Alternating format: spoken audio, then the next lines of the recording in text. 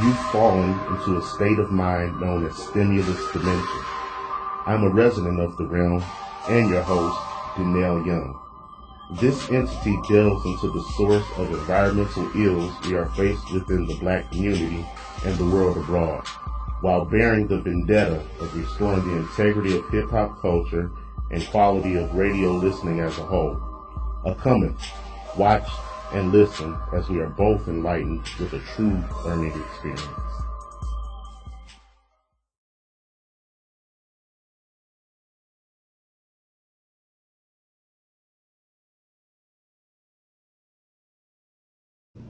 Hello, and welcome to Stimulus Dimension. I'm your host, DENNELL Young. Today we'll be talking about historical cliches of hip-hop and their meaning. Quite often, these phrases can have subtle but great significance. We'll be touching on the applicability and the inspiration they can have in our daily lives. First up is the phrase, "and you don't stop." It's often used interchangeably with and you don't quit, or compounded with "and you don't stop," "and you don't quit," or you might hear some people say "tick tock, you don't stop." When you hear an MC say, "and you don't stop, and you don't quit," they're guiding you or urging you to follow them in a continuous groove into the conclusion of the song. But amidst all of this lies a deeper meaning.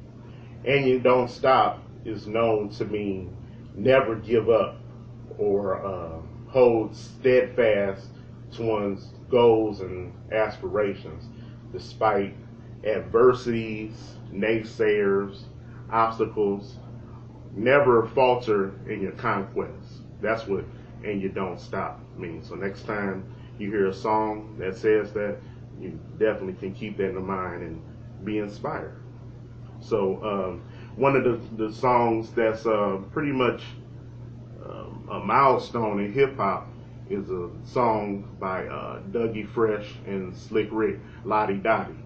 And I'm going to play that for you guys, and you can hear where it lies in the song. Mother's born.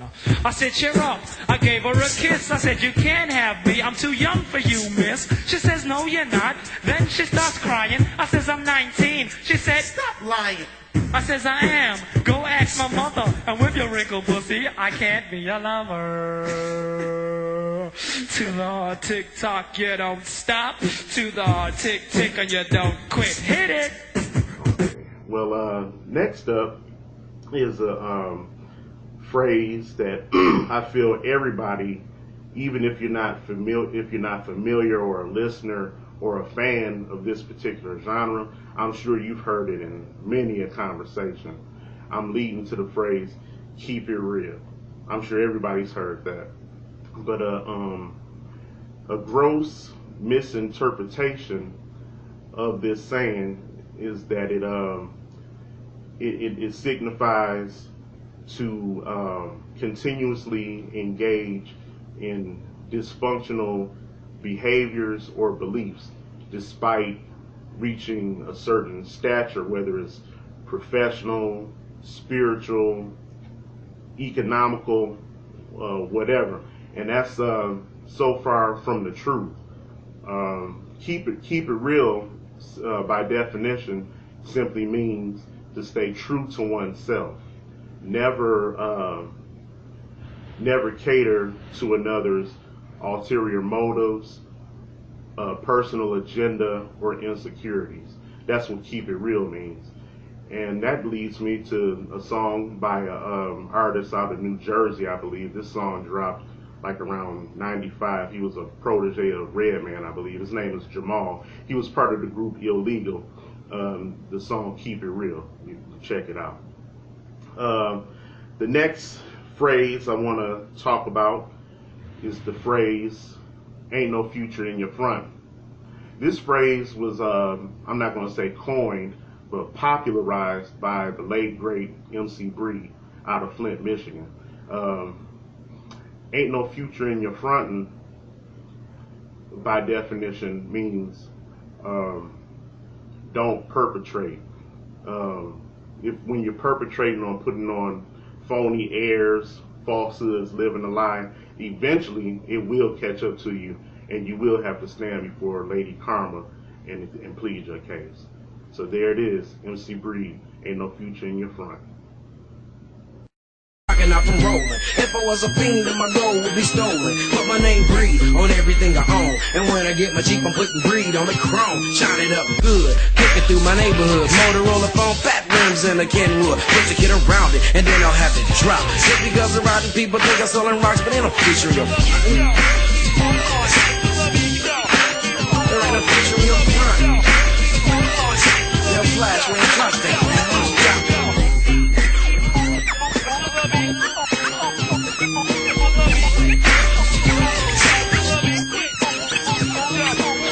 To the rules of the world. Live my life raw cause I never liked the law. Wear top 10s on my ass, use jeans. Selling big gates and tip for tat to the fiends. Cock much dollars but I never break a sweat. Time to move out, my posse saying, you got my back and I got yours. What time is it?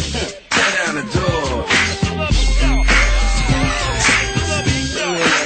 It ain't no future in your front.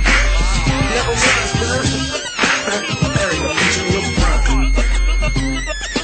Yeah, well, let's start this party up, right? Kick out that fat dance. Okay. That's bringing me to the conclusion rather early. But I want you guys to know that for centuries, verbalized words have been used as daggers, and the meaning they carry as shields, wielding war on this battlefield we call life. They've left behind many casualties or have provided liberation for some. You've now learned the power of the spoken word. A, E, I, O, U, and sometimes Y. I'm DENNELL Young, resident of Stimulus Dimension. You're back now at Stimulus Dimension with DENNELL Young.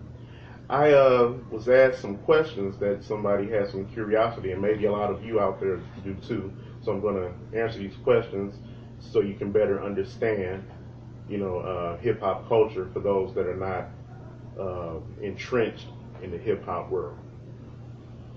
Hi, DENNELL. Hey, how you doing? I'm good. This is London behind the scenes. But I have a couple questions, and this might be interesting for the public, the community to listen to, or the listening audience, viewing audience, as well as myself. We're going to start off with, what is the difference between rap and hip-hop? I was saying to you something about spoken word, rap, hip-hop. What can you tell us what the differentiations are? There's a distinction. A lot of people use, or I'll say laypersons, use the terms interchangeably. They think it's the same thing, but it's not. Hip hop is the culture. If you go way back to the mid 70s, maybe early 80s, it's a attitude, a style of dress. You had the break dance and the b-boys, the beatboxing, things of that nature. Hey, you're pretty good at that. It might come back one day, beatboxing. But in rap is pretty much a subdivision, or the soldiers on the front line that represent the culture. That's what you have on the radio, the spoken word version of it, with the beat and everything, and it's on the radio where it can be commercialized and bring all kinds of people from all different socioeconomic backgrounds that don't necessarily live that life to get an understanding of it. That's the difference between hip hop and rap. Awesome. So I'd like to know, how has the spoken word and what you're talking about, how has it had an effect on you and your life and your lifestyle? Words, like I was saying earlier, are like daggers. They can turn into action. When you say something, I'm gonna do it. I'm gonna do it, then you pump yourself up. I'm gonna do it. I'm gonna do it. I'm gonna do it, then you do it. You know, and that for me, not in a negative sense, but anything like you a lot of times when you're experiencing anxiety or something like that, and you have to talk yourself up. Oh, I'm nervous. I don't know if this is going to turn out right. And then you just force yourself into the situation, and your adrenaline gets to flowing. And to a certain degree, a good friend of mine always told me that some anxiety is good for you because it guarantees that you give your all and your best performance. So that's what the power of the mind and spoken words can do. So that's kind of affected you? Yeah. I when I was younger, I was very quiet. I was real introverted. I held a lot inside, but when I got older and I started talking up more, and I got more results. Okay. Well, so next question is, what kind? You spoke of casualties. What are some of the casualties that people have experienced due to hip hop or rap or what people say? It's like I was saying, words can cut you up one side and down the next. You can hurt somebody's feelings. You can make them feel happy. You can make them feel confused, or it can literally just blow your mind. And that is pretty much a metaphor, pretty much, or an example. A lot of rappers speak in metaphors. Oh, I'm fly like a bird, or I'm hard as steel, this and that, things like that. So it's pretty much a metaphor. It's the way it stirs up your emotions. So if you say something to hurt somebody, sometimes they literally feel like it was a gun. A dagger. Yeah. That's called a dagger type situation, huh? Yeah. Well, daggers are like knives. Yeah. Right? Much. And that's how words can be. Like it's stabbing to your heart, to your mind, to your soul, whatever. Definitely. Wow, okay. Then you spoke of something about shield. The meaning of the words are sometimes like a shield. Mm-hmm. Can you? Yeah, I can elaborate on that. Mm-hmm. Say you're in a confrontation. Sometimes you have to use your wits over your mind over brawn. Say you're in a confrontation with somebody who's bigger than you, and they think, "Oh, okay, I'm bigger than him. I'm a intimidate. I'm gonna use my stature physically to do him in and get what I want." But if you stand up firm and say, I don't care how big you are, you might be able to kick my butt, but I'm gonna go out on my shield like a warrior. So that brings me to it. You're talking about some of these words that you use to fight everyday war and battle of life. Mm-hmm. So it's kind of like, are we talking going into that? Kind of like you kind of blending all that conversation together. And so all the spoken word has Very an effect. Powerful. Very powerful. I see. There was something that you said too, and I know it's that we learned this in school. Yeah. It's like A-E-I-O-U and sometimes Y, and I'm going like, my mind went to Y like W-H-Y. I don't know if you was trying to do that, but see, when you say words, people's minds can interpret things different ways, and then maybe you can get something out of it that's unexpected. Yeah. But why did you say that? For one, I thought it sounded cool, but also, words are constructed from the vowels. Okay. So that's why I needed to ask these questions, because when people are looking, you have a lot of good conversation. And I know when you first wanted to talk about doing this show, you also said you wanted to bring the humility back into it. What was it? Because you said it's integrity of the whole integrity. thing. Yeah. Because, like I said before, I haven't listened to the radio in years, and I remember when I was growing up in the mid 1990s, a lot of people called that era of hip hop the truth era.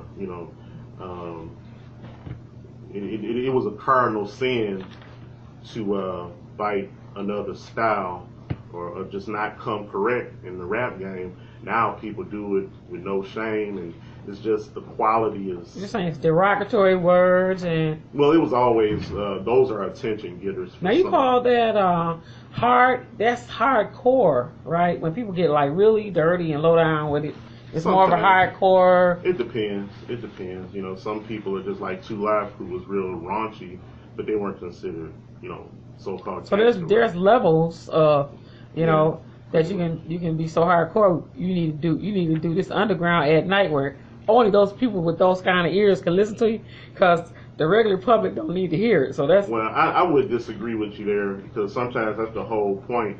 It's an attention getter, and they want a certain sentiment for everybody to hear. So those that are empowered to change the situation can change it. They say, if you tell somebody, okay, the common person on the street say, okay, that's effed up. They already know that. But say a preacher or somebody that's not in the community every day, they're only there on Sunday, and you walk up to them and say, oh, that's effed up. This happened, that happened, the MF did this, the B did that, the so-and-so, and then you're like, oh my God, I didn't know all this was going on. So, you know, I got the monies and the this and the that. I can change it, and they won't feel this way anymore. So that's the purpose. So you're saying because, now we're getting ready to get with you now. So all the words, the curse words or whatever kind of words that you call those, you're saying that has an effect when people say that, make people pay attention to what's going on. Yeah, it's an attention. So, but it's always not necessary, right? Because this is what I'm saying. Okay, now no, it's not. I mean, you should be able to express it. I'm not gonna say it's not necessary, but sometimes that's the only way some of these people know. That's how they communicate. Yeah. Okay, so when you're looking at the whole big broadband of the whole world that you're talking about, that's what I'm saying. Some people don't need to hear it, because people with children, like, I don't want my kids sitting around listening to that. And then, you know, some people listen to it and they don't get offended by it because, you know, they see that the person is either angry, upset, or whatever. But as say for instance, we couldn't put that on, can't go on TV with that kind of stuff. That's what I'm saying. That's why I call it hardcore. They do have, when it comes to mass media, they have labels for some things that you just can't broadcast. You might be able to go to Sirius Radio. I think Sirius Radio play all kind of stuff, any kind of thing. You might hear anything on there, but that's Sirius Radio. You have to buy it, and then you're gonna get ready to hear whatever. But I would say like regular TV or national TV or a cable show or whatever, where anybody can sit down and watch it is not allowed. You see what I'm saying? So my thing, I'm not saying this. I'm just saying there's differentiations on when things can be said, how they can be said, who can listen, how they listen, and I guess it's a standard that mass media carries that won't allow it because of the curse words, the derogatory. You know what I'm saying? Yeah. So that's why. Even with those censorships, you can't bottle up the truth. It's gonna get out there. But what I'm saying, I'm not gonna argue with you with that. But what I'm saying, all my thing is hardcore. You know, I've done some shows where I've had people come in to do shows. It's been some time ago. I put an ad in the paper, and I wanted to get any and everybody that's in the entertainment that wanted to perform, be on TV. That big deal. Got everybody. The majority of them were rappers, honestly. Yeah, I know. And there was nothing wrong with it. But when you do auditions, in order for me to take them and put them on a station like you are right now, or go on Channel 2, Channel 4, WNYD, or whatever these are. Oops, I hope that's not a conflict of interest. If they came in, some of the rappers are very good. I mean, they were very good. But I had to tell them to drop the words. Change the words or drop it. And so some did. A lot of them did. Because so what I think people need to come to the understanding that if you want to get to a larger crowd, a bigger crowd, sometimes you have to change the words. And then that's why you have the censored ones for a certain time where you can't do that. So my thing is, I'm not saying, you can't. I'm just saying that there's categories, there's standards. FCC is not having it. FCC ain't having it in certain areas. That's federal, broadcasting, communication. They make the law on what we do, what we can't do. for even a TV station to exist, and they have to follow by some guidelines. So, say it's a channel, Fox 2, you ain't going to Fox 2 with your, you know what I'm saying? Yeah. But you go on Sirius and get interviewed and blasted. Yeah. That's all I'm saying. So I'm not saying it's not, when I say it wasn't necessary or whatever, I'm not saying that it shouldn't be, but I'm just saying it's categories for whose ears is listening. When you're talking about on the world listening to TV or whatever like that, even on YouTube, you got to be careful on some, because they'll probably pull it off. They'll pull it off. So you see what I'm saying? Mm-hmm. It all goes back to what you're saying is how words have an effect on people. Mm-hmm. It does. And so back to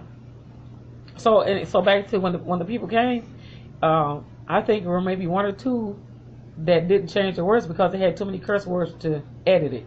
Oh, wow. When you curse, well, you don't got no song left. How can you rhyme with just you don't have a song left when you had to pull out all the bad words. Yeah. And so what I was thinking too, the idea of doing something like that was good, because now an artist they understand how to do something in a professional manner that above the conversation or standard conversation. And then even if they are a hip hop artist that does nighttime or serious type stuff, then they have something specially for that, because they do have internet radio like that, and they have serious radio like that too. Where you can say any dirty thing you want to say.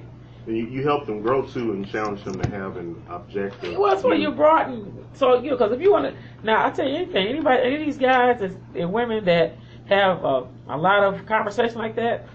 If Channel 2 say, I want to put you on, or Fox or any one of the stations say, look, I want to put you on, they're going to interview you, they're not going to have a problem dropping, changing, or finding something to fit that show. Mm-hmm. So it's a whole big bowl of mixed up stuff that we can do, and a lot of talented people. But it doesn't broaden the minds for people to understand, you can go this way, you can go that way. If you want to go this way and be out on above, in the light, then you change some things, and then you might have a nighttime feel that you do somewhere else where it's a crowd for that. Yeah, you see what I'm saying? It is a time and a place for everything. Yeah. But so you want to give them the name of your show again? Stimulus Dimension. So you invited me to ask you questions. Now this is what you get me, right? Hey, I don't even know why you did that. That's what it's a form. But these are questions I had to ask to expound on what you were already talking about. Yeah. And I'm coming from the standpoint of the public. I think God gave me the brains of the other people out there going like, what that mean? What is that? What you talking about? Yeah. Explain it. And because I come from, that's why I can sit and interview a person and ask you a whole bunch of questions, endless questions, and it's how I think. But I'm thinking probably in proxy for the people that are listening too. So I'm sure this has been a very interesting show. Thank you. And I hope you keep it up. I wish you well. I'm glad you're part of our media enterprise. Same here. So anything else you want to say? There's going to be a song inserted into this program. What is the name of that song again? There was a couple songs actually from legendary hip hop artists. But we're only promising you one. Oh, okay. Well, that's fine. So whatever it is, I think I'll get it from the beginning when you were talking about a song, and you'll get a chance to hear a full song. Okay. Okay? Okay, no problem. And then wait for you to come back next time. They can see you on YouTube as well. Mm-hmm. And they can all be able to watch this on television. Yeah. Channel 90 on COMCAST. Yep. And it may so go some tune in. Yeah. Those of you out there watching. It may go some other places too. We do have some Ohio.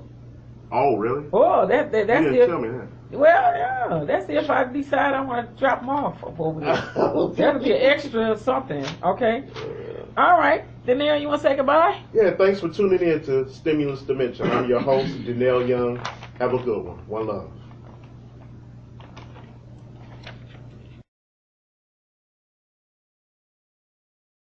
Thanks for tuning in. This is Dennell Young, your host. Catch you in the next episode of Stimulus Dimension.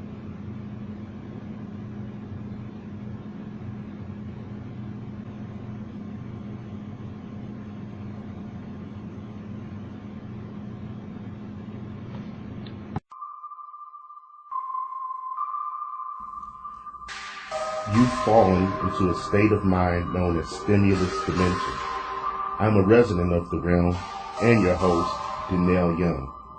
This entity delves into the source of environmental ills we are faced within the Black community and the world abroad, while bearing the vendetta of restoring the integrity of hip-hop culture and quality of radio listening as a whole.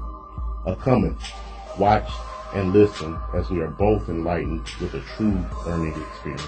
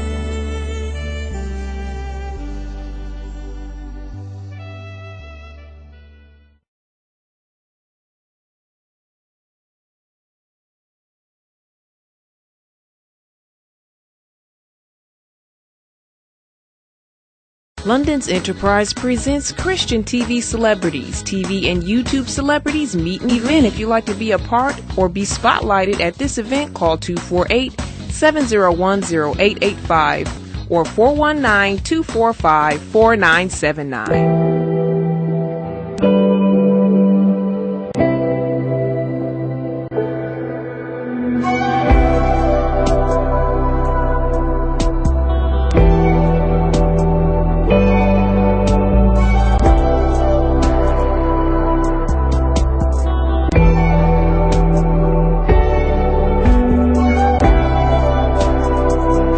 London's Enterprise presents Christian TV Celebrities. TV and YouTube celebrities meet and greet event. If you'd like to be a part or be spotlighted at this event, call 248-701-0885 or 419-245-4979.